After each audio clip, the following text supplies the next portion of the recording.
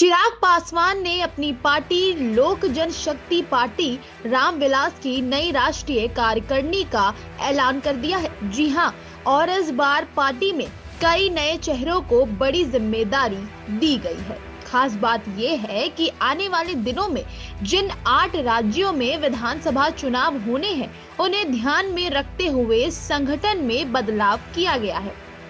तो क्या चिराग की नजर अब सिर्फ संगठन मजबूत करने पर है, या इन बदलावों के जरिए पार्टी ने मिशन चुनाव का बिंगुल बजा दिया है? आइए जानते हैं इस पूरी रिपोर्ट में। लोक जनशक्ति पार्टी रामविलास में बड़ा संगठनात्मक बदलाव हो रहा है। पार्टी के राष्ट्रीय अध्यक्ष और केंद्रीय मंत्री चिराग पासवान ने बुधवार को नई राष्ट्रीय कार्यकारिणी की घोषणा कर दी है। नई कार्यकारिणी में सबसे ज्यादा जोर नए और फ्रेश चेहरों को मौका देने का दिखाई दे रहा है। पार्टी नेतृत्व का कहना है कि जिन कार्यकर्ताओं ने जमीन पर मेहनत की है और संगठन को मजबूत करने की भूमिका निभाई है, उन पर भरोसा जताया गया है। दोस्तों, लेकिन खास बात इसमें यह है कि कार्यकारिणी में युवाओं और महिलाओं को भी प्रतिनिधित्व दिया गया है, यानी पार्टी संगठन में नई ऊर्जा और नए चेहरों के साथ आगे बढ़ने की तैयारी में है।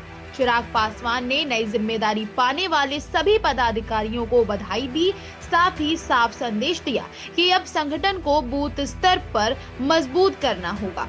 दरअसल आने वाले समय में देश के 8 राज्यों में विधानसभा चुनाव प्रस्तावित है। ऐसे में नई राष्ट्रीय कार्यकारिणी को इन्हीं चुनावी चुनौतियों को ध्यान में रखकर तैयार किया गया है। पार्टी की कोशिश है कि अलग अलग राज्यों में संगठन को मजबूत किया जाए, जमीनी कार्यकर्ताओं को सक्रिय किया जाए और चुनावी मैदान में उतरने से पहले बूथ स्तर तक मजबूत नेटवर्क तैयार किया जाए। यानी चिराग पासवान की नई टीम में जहां नए चेहरों को मौका मिला है, वहीं पुराने और जमीन पर सक्रिय कार्यकर्ताओं पर भी भरोसा जताया गया है। अब सवाल ये है कि क्या नए चेहरों को युवा नेतृत्व के सहारे चिराग पासवान अपनी पार्टी को आने वाले नए 8 राज्यों के विधानसभा चुनाव में मजबूत ताकत बना पाएंगे?